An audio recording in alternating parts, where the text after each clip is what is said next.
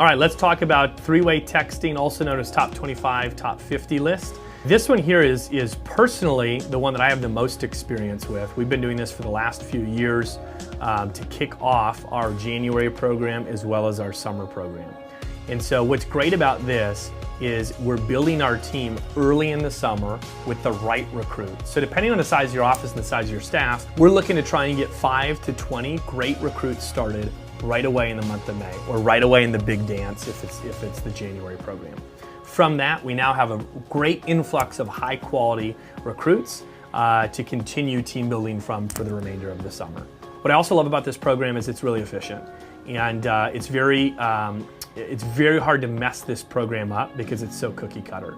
This is a program that you're going to get all the approaches for. It's very much if A then B, B then C, and it's easy to kind of like work your way through all of the lists and check this kind of off your task list or to-do list, if you will.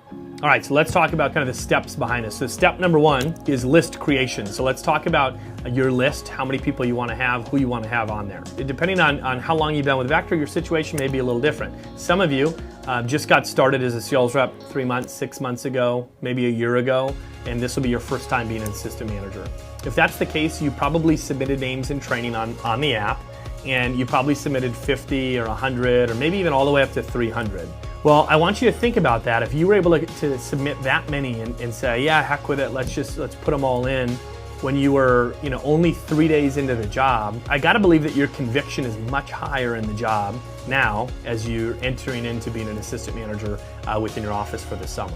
Don't be bashful. Put down people that you've put before. I asked Michael and Carly this question as well about, hey, did you put people down a second time? And it was really cool to hear their responses. I wasn't too nervous, no. It had been a little while. I started in the January program, so a good 6 months kind of gets it off their radar enough where they can recognize it but still be interested. So, and especially with, instead of a conveyor message, getting a three-way text with me included in it kind of maybe spoke to them a little bit more and sparked their interest where they would respond to and at least get started in a conversation about starting the job. So when I made my top 50 list for the summer, I honestly was still kind of a little hesitant to put people on. So I kind of just tried to play it safe, I guess, and put on the people that I think, yeah, they would be good. What I've learned now is, like, especially going into this January program, is anyone can sell knives, anyone can sell Cutco. So I literally just put my whole contacts on there, and you'll have people that you never think will be good at the job just go kill it. I had a PR this summer. We weren't really that cool in high school. We've definitely built a stronger relationship since he's been working with Vector. And Sebastian was like, should I message this guy? I was like, oh no, he's not gonna do well. Like, I wouldn't, and he sold 20K this summer. So definitely don't be afraid to message those people. And so when it comes to this, don't be worried again about us approaching somebody a second time. And the reason I say that is because there are people that maybe weren't able to do the job 6 months ago, and now they're free. Why does this matter? Because people's job situations change all the time, right? You probably know many people that switch jobs once every 3 months, or every time they come back from school, it's a different job. Or people that have a job, right, that were uncertain about Vector the first time you approached them about it, but now they've seen that you've been working there for a while and they've seen your results, and now maybe they're a little more open to it. What's also great about this is if you're doing the Snapchat stuff and the Facebook stuff and your branding, when they get the message that we're about to talk about, they're probably more open to it. They might not have reached out to you, but now that we're reaching out to them, this is a great kind of like cap to the recruiting process. So list creation. Here's what I want you to do. I want you to participate with this. I want you to start with what I would call your Vegas chips. Just like selling Cutco, you want to think about who's the very best. Who are the best people in your network to get started? And I don't mean just the most likely to get started, I mean the people that would crush the job. Those are the people that you want to put a star by on your list and tell your manager, like, hey, I really want you to work extra on this person. They'll do it, right? I just met with somebody on Carly's list that was on her Vegas list last summer, on her Vegas list again this winter, and it was somebody that I was very straightforward with, and I basically said, hey, I want to take you out to lunch to talk to you about the job because Carly assures me that you would kill it at this job. He agreed to meet me over Chipotle this winter break, and I'm not going to lose that situation. Your manager's not going to lose that situation. We shared a meal on me, and he was really interested in the position and stuff for training, which is really exciting. And she was right. This guy would absolutely destroy it. And so think about your Vegas chips, and then I want you just to think about other categories. Don't just go straight through your phone. Like be engaged in this process and coming up with good people. So think, who do you know that's very entrepreneurial? Who do you know that's very business minded? Jump Jot a couple people down. Then I want you to think about who's the most professional person that you know or people that you know. I want you to think about who's the most connected, right? Well connected, maybe family connections. Who do you know that was super popular?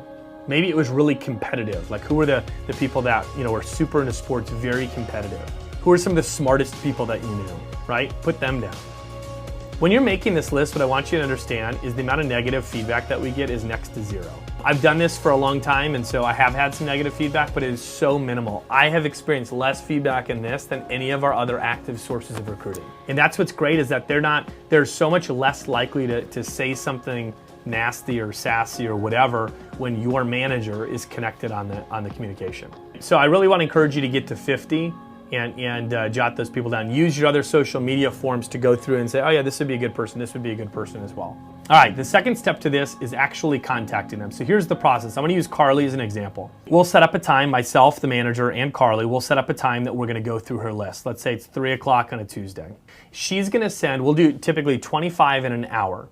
And the reason that we pick 25 for an hour is you're going to have a decent amount of responses, and you'll have to work through those. In my experience, if you do 50, the responses are almost too overwhelming, and you're not as prompt with getting back to them. And this is the process. I have Carly send 10 heads-up texts. So the heads-up text is something really simple. It's, hey, so-and-so, just want to give you a heads up. I give your name to my manager, Dane. He's looking for some extra people to fill some positions at work. I thought you'd do great, didn't know what your plans were, at least respond, right? Or something along those lines. You'll get the approaches for these. After she sends 10, she lets me know, and then I send 10 three-way texts to those same people, right? A three-way text is the friend and Carly, the friend and Carly, right? And so forth. So she's on all of these threads. My message, very simple. You're gonna get the script for this, but it's, hey, so-and-so, this is Dane from Carly's work.